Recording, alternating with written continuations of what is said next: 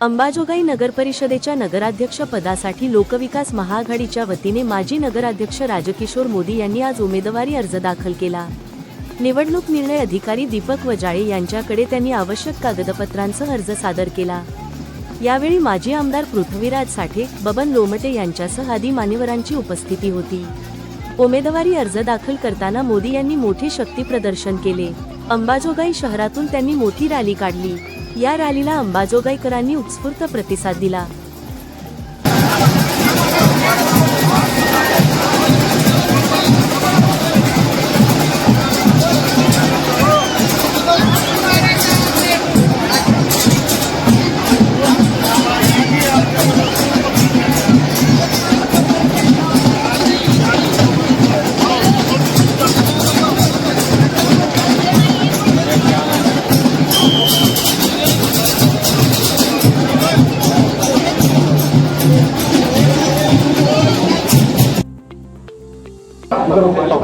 थोड़ा आगे था सर।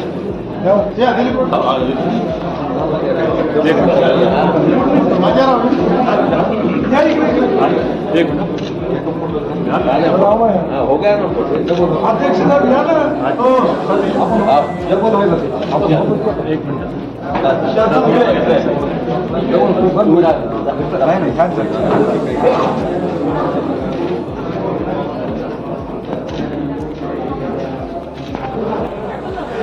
लोकविकास महाआघाडीच्या माध्यमातून आज 15 प्रभागात 31 फॉर्म आणि नगराध्यक्षाचा फॉर्म आम्ही या ठिकाणी आज सादर केलेला आहे। या आघाडीमध्ये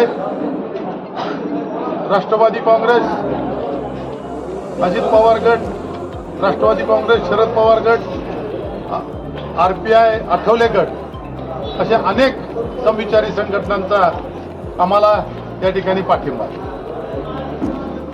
आणि हे जे उमेदवार या ठिकाणी आम्ही निवडले ते लोकांची कामं करणारी, लोकांच्या कामामध्ये धावून जाणारी, सुखदुःखामध्ये मदत करणारी असे तरुण आणि नवीन चेहरे या ठिकाणी आम्ही निवडणुकीसाठी दिलेले आहेत। आमचा प्रचार हा विकासाच्या मुद्द्यावर असेल की ज्या पद्धतीनं मागच्या काळात 4 वर्ष प्रशासक होता, आज नगरपालिका कुठं नेऊन ठेवली। आज नगरपालिकेमध्ये 2-2 महिने पगार होत नाही कर्मचाऱ्यांचा। ऐन दिवाळीमध्ये स्वच्छतेच्या कर्मचाऱ्यांना भीक मागं आंदोलन करावं लागतं।